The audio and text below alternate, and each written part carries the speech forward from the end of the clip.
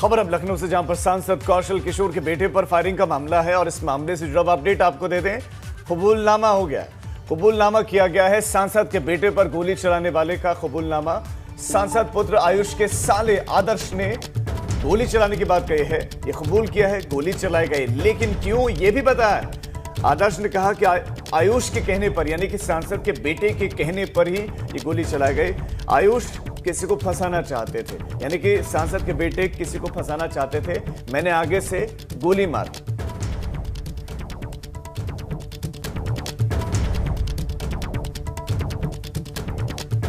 तो लखनऊ से खबर, सांसद पुत्र के साले ने कबूल किया कैमरे के सामने, पुलिस के लोगों के सामने, कि उसने ही गोली चलाई है अपने बहनोई पर, यानी सांसद पुत्र पर, और सांसद पुत्र के कहने पर ही गोली चलाई है, सामने से चलाई है, क्योंकि सांसद पुत्र कुछ लोगों को फंसाना चाहते थे। और इस कबूलनामे के बाद एक नई सनसनी, किसको फंसाना चाहता था सांसद पुत्र, यह सवाल पुलिस के सामने। और इसी सवाल के जवाब के लिए पुलिस अब अपनी तफ्तीश को आगे बढ़ाएगी। फिलहाल उसकी कस्टडी में है सांसद पुत्र का साला, जिसने कबूल किया है कि उसने गोली चलाई है। अब सांसद पुत्र से आज भी पूछताछ कर सकती है पुलिस और यह जानने का प्रयास कर सकती है कि वो किसको फंसाना चाहते थे। कबूलनामा देखिए आप। ये जो पिस्टल है, ये किसके नाम से? ये तो पिस्टल कोई बात रही होगी, तुमने सामने से गोली मारी है, पीछे? मतलब बात ये थी कि वो किसी को बेवजह ऐसे ही फंसाना चाहते थे। किसको फंसाना चाहते थे? मैं इसके बारे में नहीं जानता किसको। देखो आप मत झूठ ऐसे बोला था कि 4-5 लोग हैं, हाँ, मतलब ऐसे, मतलब अभी लंगर बोले कि हाँ 4-5 लोग हैं, उनके कर दूंगा, ये कर दूंगा, अब कोई नहीं रोक सकता। सुनो, गोली तुमने कहाँ से मारी है? आगे से, पीछे से, किधर से? आगे से। आगे से मारी? आगे से कैसे मारोगे यार? आगे से ही मारी। इंट्री वुंड तो पीछे है उसमें, शरीर में। एग्जिट पॉइंट है वो, बैक हो गया, एग्जिट हो लगी। क्यों तुम लोगों ने किया ऐसा? किसको तुम लोगों को फंसाने का? मुझे नहीं था कुछ। नहीं, ऐसा नहीं, सही बात बताओ। पूरी प्लानिंग हुई होगी ना, किसको फंसाना? मेरे साथ कुछ नहीं था। किसको फंसाने का मूड था, ये बताओ मुझे। ये तो वही जानता हूँ, वो पैसा बोले थे कि 4-5 लोग हैं। कौन लोग हैं वो? बता दो, नाम बता दो। उसमें संदिग्ध में कोई भी आ सकते हैं, कोई भी हो। अब जो मेरे नॉलेज में वो बता रहा हूँ। बताओ। किसको फंसाने का मूड मुझे? जैसे चंदन गुप्ता हो गए, और मनीष जायसवाल, और प्रदीप कुमार सिंह,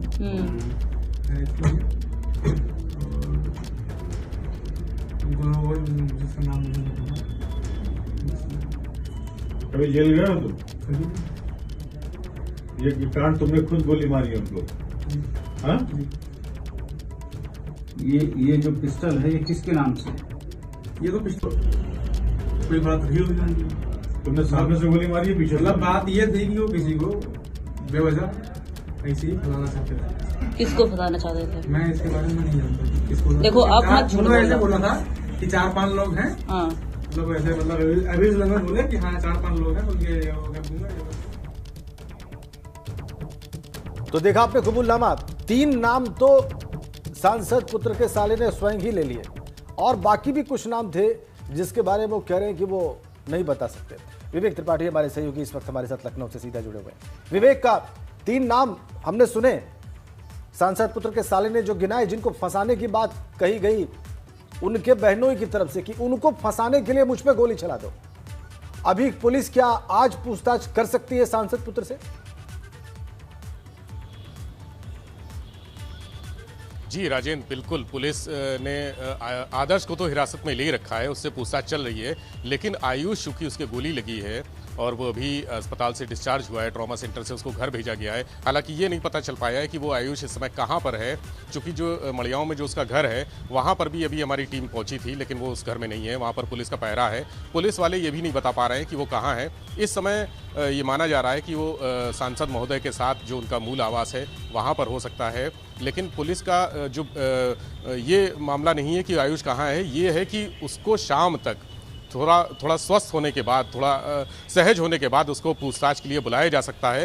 ये जिस तरह से ये वारदात हुई है उसको हिरासत में भी लिया जा सकता है, और जो आयुष ने किया है, जो 4 लोगों को फंसाने की कोशिश की है, जिनके नाम सामने आ रहे हैं, जो आदर्श ने नाम बताए हैं, ये हो सकता है कि आदर्श के बयान के बाद उससे जो लिखा पढ़ी में भी बातचीत होगी, बयान लिए जाएंगे। उसके बाद आयुष और आदर्श के खिलाफ ही एक एफआईआर दर्ज की जाएगी, साजिश रचने की, षड्यंत्र रचने की एफआईआर दर्ज की जा सकती है। हो जाएगा। लेकिन मैं आपसे जानना चाहता हूं कि कोतवाली के बाद अभी आदर्श ने जो नाम लिए हैं, क्या पता चल पाया कि ये लोग कौन हैं, इनके बारे में क्या किसी तरह की कोई जानकारी मिल पाई, क्योंकि कबूलनामा किया है?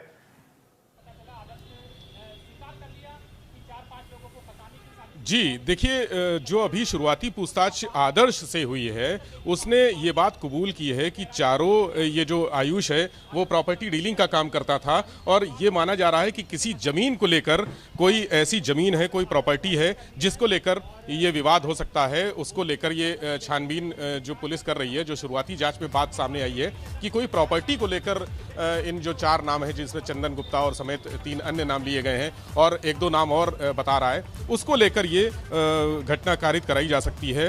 अभी हालांकि पुलिस इन चारों के बारे में पता करने की कोशिश कर रही है। एक बहुत स्वाभाविक सवाल है, और आपने और महत्वपूर्ण जानकारी, जी महत्वपूर्ण जानकारी पहले दे दें आप विवेक, अपनी महत्वपूर्ण जानकारी दर्शकों के सामने रखें पहले। जी राजेंद्र, मैं आपको ये बताना चाहता हूं कि जो पिस्टल मिली है, जो पिस्टल जिसके बारे में कहा जा रहा है कि लाइसेंसी पिस्टल है, पुलिस का मानना यह है कि वो अवैध पिस्टल है। एक जो लाइसेंसी पिस्टल की तरह इसमें इंडियन ऑर्डिनेंस फैक्ट्री लिखा हुआ है, एक नंबर भी लिखा हुआ है। उस नंबर के आधार पर पुलिस ने ऑर्डिनेंस फैक्ट्री के अधिकारियों से संपर्क किया है, उसके रिकॉर्ड निकलवाने की कोशिश की है, लेकिन अभी तक कोई रिकॉर्ड ऐसा नहीं मिल पाया है। ठीक है, ये बात विवेक, पुलिस का ये सांसद महोदय ने सुबह जब बात की हमसे कि वो पिस्टल जो है अवैध हो सकती है। बिल्कुल सांसद महोदय ने ये बात स्वीकारी भी एबीपी गंगा से सुबह बातचीत में, हमसे बातचीत में, कि उनके पुत्र के पास कोई लाइसेंसी पिस्तौल नहीं थी। अब आप भी वही बात कह रहे हैं, लगभग वही बात निकलकर सामने आ रही है। लेकिन विवेक, क्या इतनी भी कमजोर प्लानिंग हो सकती है? अगर ये साजिश थी, क्या ये इतनी कमजोर हो सकती है कि गोली मारी जाए, साला खुद जाए पुलिस के पास, जो कि इस साजिश का हिस्सा था, जो कि सांसद पुत्र के साथ था, और जाकर कहे कि हाँ मैंने ही गोली मारी है और अपने बहनोई के कहने पर गोली मारी है, क्योंकि वो 4 से 5 लोगों को फंसाना चाहते थे? अगर ऐसा है, जैसा कि साला कह रहा है, आयुष कह रहा है पुलिस के सामने और कैमरे के सामने, तब तो यह बहुत ही कमजोर प्लॉट जान पड़ता है।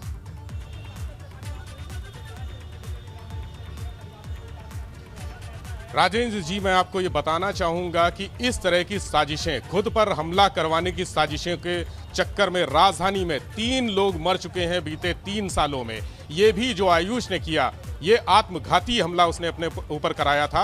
हालांकि किसी को फंसाने के लिए कराया था, लेकिन ये बहुत गंभीर बात है, इसमें उसकी जान भी जा सकती थी। जो गोली जिस तरह से उसके सीने में दाईं तरफ लगी है, अगर वो बाईं तरफ होती तो उसकी जान भी जा सकती थी। निशाना जरा सा भी इधर से उधर हो जाता। ये पूरी तरह से विवेक, मेरा इसी से जुड़ा हुआ एक और सवाल है। सवाल ये है कि अगर ये पहले ही प्लानिंग के तहत हुआ, तो फिर आयुष को, आदर्श को ये नाम तो पहले बता देने चाहिए थे कि इन पर हमें शक है और इन्होंने गोली चलाई है।